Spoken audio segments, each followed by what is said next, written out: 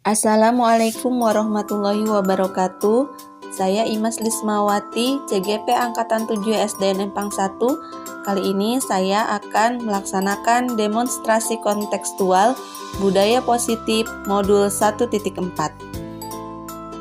Pada video kali ini, saya akan berbagi bagaimana menyelesaikan permasalahan dengan menggunakan tahapan segitiga restitusi. Sebelumnya, kita kenali dahulu apa yang dimaksud dengan restitusi. Restitusi menurut Diane Gossen adalah proses menciptakan kondisi bagi murid untuk memperbaiki kesalahan mereka, sehingga mereka bisa kembali pada kelompok mereka dengan karakter yang lebih kuat. Restitusi bukan untuk menebus kesalahan, namun untuk belajar dari kesalahan. Restitusi memperbaiki hubungan. Restitusi adalah tawaran, bukan paksaan. Restitusi mencari kebutuhan dasar yang mendasari tindakan. Restitusi menguatkan dan fokus pada solusi. Pada tahapan segitiga restitusi, langkah pertama yang dilakukan dalam menyelesaikan masalah adalah menstabilkan identitas. Jika anak berbuat salah, maka ada kebutuhan dasar mereka yang tidak terpenuhi. Bagian dasar segitiga restitusi memiliki tujuan untuk merubah orang yang gagal karena telah berbuat kesalahan menjadi orang yang sukses. Langkah kedua adalah memvalidasi tindakan yang salah. Konsep langkah kedua adalah kita harus memahami kebutuhan dasar yang mendasari tindakan anak tersebut berbuat kesalahan. Langkah yang ketiga adalah menanyakan keyakinan, yaitu menanyakan apakah tindakan yang dilakukannya sudah benar atau belum. Kemudian memberi kontrol menyatakan bahwa kita pada dasarnya termotivasi secara internal. Ketika langkah 1 dan langkah 2 sukses dilakukan, maka anak akan bersiap untuk dihubungkan dengan nilai-nilai yang ia percayai dan berpindah menjadi orang yang ia inginkan. Penting menanyakan kepada anak tentang kehidupan ke depan yang akan ia inginkan. Ketika mereka sudah menemukan gambaran masa depannya, guru dapat membantu mereka untuk tetap fokus pada gambarannya. Melalui segitiga restitusi, kita dapat mewujudkan mereka menjadi murid yang merdeka. Mereka mampu menyelesaikan masalah dengan motivasi internal dan bertanggung jawab terhadap pilihannya. Berikut adalah demonstrasi kontekstual yang saya lakukan terhadap siswa saya dengan menggunakan tahapan segitiga restitusi pada kasus-kasus berikut ini.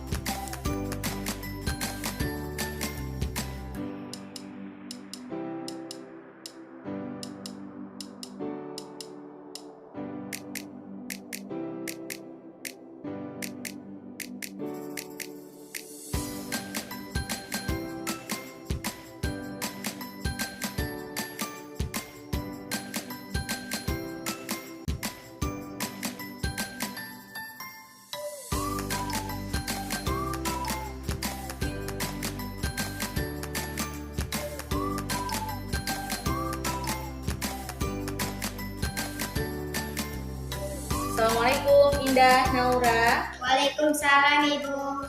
Apa kabar hari ini? Alhamdulillah baik. Nah, tadi Ibu mendapatkan laporan bahwa kalian berdua bertengkar pada saat jam istirahat. Apakah benar? Iya Bu. Apa yang terjadi tadi? Tadi dia bilang Indah jelek, terus Indah spontan nyemprotin air ke muka Naura. Oh begitu, betul Naura? Ya, kenapa kamu bilang Indah jelek? Awalnya bagaimana? Habisnya tadi dia dikasih bilang saya lebay Bu. Kamu juga sekarang ini. Oh baik-baik, sudah ya.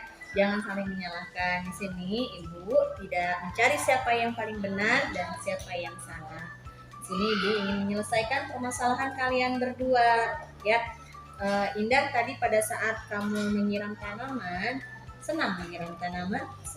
Senang, ya. Itu perbuatan yang baik. Ibu pun pernah, ya, melakukan kesalahan yang sama seperti Indah kata merasa kaget, ya, ketika menyiram tanaman. Kita kan spontanitas menyemprotkan air, nih ya, air ke orang tersebut. Tapi Ya, apa yang terjadi jika cairan yang kita pegang ini, yang kita semprotkan ini adalah cairan yang berbahaya. Terus mengenai mata Naura, apa yang terjadi Indah? Buta, bisa buta ya, bisa rusak matanya ya. Nah, sekarang kembali lagi pada keyakinan kelas kita. Kita memiliki keyakinan kelas kan ya? Ya. Ada yang ingat keyakinan kelas kita tuh apa? Menghargai, menyayangi, menghormati. Iya, menyayangi, menghargai, menghormati orang lain. Nah, dengan tadi Naura menyebutkan Indah jelek, kemudian Indah menyebutkan Naura lebay. Kira-kira sesuai dengan keyakinan kelas kita tidak? Tidak. Tidak. Jadi seharusnya kita bagaimana? Meminta maaf. Menghargai. Harus menghargai. Menghormati. Iya, yang tidak saling mengatai ya satu sama lain. Nah, itu keyakinan kelas kita yang sudah kamu ketahui. Jadi keyakinan kelas kita tuh harus bagaimana? Menyayangi, menghargai, menghormati.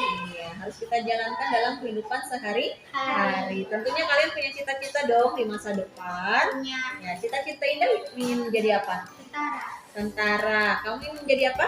Punya perusahaan Iya, punya perusahaan besar menjadi bos. Masya Allah. Berarti kalau seorang bos itu punya karyawan ya? Ya, seorang bos berarti harus menghargai siapanya? Karyawannya. Betul. Seorang tentara juga ya harus menghormati siapa? Sesama. Harus menghormati sesama teman. teman, atasan. Betul sekali apa yang kalian katakan. Jadi kita itu adalah keluarga teman ya. Jadi harus saling menghargai, saling menghormati satu sama lain sesuai dengan keyakinan kelas yang kita telah buat bersama. Nah, sekarang baiknya bagaimana nih supaya terjadi kerukunan kembali antara kalian berdua? Harus bagaimana? Saling meminta maaf. Ayo silakan meminta maaf. Iya, baik. Terima kasih. Sekarang kalian boleh melanjutkan pembelajarannya. Kasih Bu. Iya, sama-sama. Setelah saya dinasehati Bu Imas, saya merasa senang karena saya tidak dimarahi. Saya diberikan arahan sesuai keyakinan kelas. Terima kasih.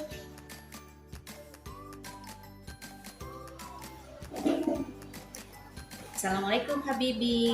Salam Bu. Apa kabar hari ini? Baik Bu. Alhamdulillah baik. Kamu tahu tidak mengapa Ibu panggil Habibi ke sini? Tidak tahu Bu. Tidak tahu ya. Baik, Ibu jelaskan. Pada saat Ibu tadi menanyakan pekerjaan rumah, apakah Habibi mengerjakannya? Tidak mengerjakan Bu. Ya, tidak mengerjakan. Tapi tadi Habibi di depan teman-teman bahwa Habibi mengerjakan. Mengapa Habibi harus berbohong? Aku takut diledekin teman-teman Bu. Oh, takut diledekin teman-teman. Jadi terpaksa berbohong ya? Iya. Ya, berbohong itu sebetulnya manusiawi ya. Setiap orang pasti pernah melakukan kebohongan, termasuk Ibu sendiri. Namun itu suatu sikap yang tidak jujur, tidak baik ya. Nah, kalau kita keseringan berbohong, maka akibatnya bagaimana? Mendapatkan dosa dan kita tidak akan dipercaya oleh orang lain. Habibi masih ingat keyakinan kelas kita? Apa coba salah satunya yang berkaitan dengan kejujuran? Kita harus bagaimana sesuai dengan keyakinan kelas kita? Menghormati orang lain, menghargai orang lain, harus jujur kepada orang lain. Harus jujur kepada orang lain. Dengan kamu berbohong kepada ibu, apakah kamu sudah menghargai ibu belum? Belum. Kamu tadi berbohong sudah berkata jujur atau belum? Berarti tidak jujur ya. Nah, baik ya. Ingat, meskipun manusia tidak luput dari yang namanya dosa, tetapi kita harus lebih baik ya dengan berkata yang jujur. Kenapa? Karena satu kali kita berbuat kebohongan, maka 1000 kali kejujuran kita akan diragukan orang. Mau tidak kamu diragukan oleh orang lain?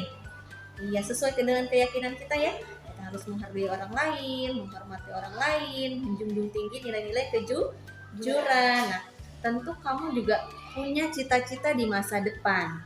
Cita-cita Habibie ingin menjadi apa? Tentara. Seorang tentara itu untuk menjadi tentara harus bagaimana? Harus jujur. Kemudian harus apa lagi? Harus menghargai orang lain, menghargai atasannya, betul ya? Harus giat belajar, betul ya?